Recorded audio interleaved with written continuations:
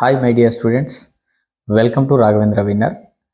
గడిచిన 2-3 రోజుల నుంచి మనం ఒక రూమర్ అనేది స్ప్రెడ్ అవుతూ ఉన్నది. 16,000కు సంబంధించినటువంటి పోస్టులు అనే వేకెన్సీస్ అనేది పోలీస్ డిపార్ట్మెంట్లో ఉన్నట్టు వివిధ మాధ్యమాల ద్వారా గ్రూపులలో బాగా హల్చల్ చేస్తూ ఉన్నది.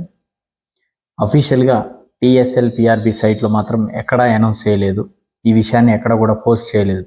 సో కాబట్టి అన్అఫీషియల్గా వచ్చేటటువంటి వాటిని మనం ఎప్పుడు కూడా క్యాలిక్యులేషన్ అనేది చేసుకోవద్దు, లెక్కలోకి తీసుకోవద్దు.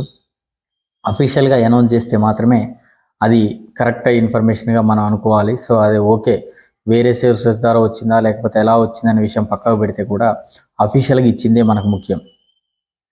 ఇంకో విషయం ఏంటంటే, నిజంగా మీరు సీరియస్ ఆస్పిరెంట్స్ అయితే మీకు పోస్టులతోటి సంబంధం లేదు.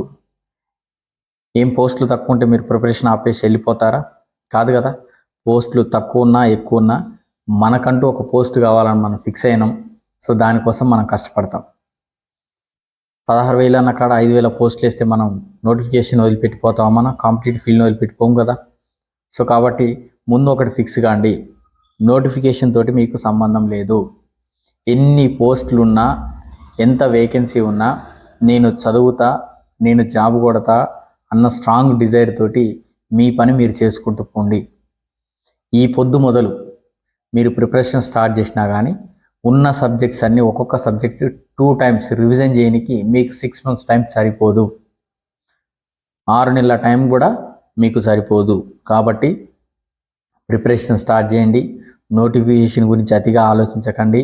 మీ మైండ్లో ఉన్న నెగిటివ్ థాట్స్ని తీసేయండి.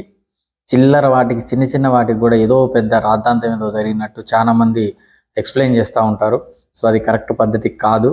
మీరు టైం అనేది వేస్ట్ చేసుకోమాకండి. గుడ్, మంచిగా ప్రిపేర్ అవ్వండి. So all the best.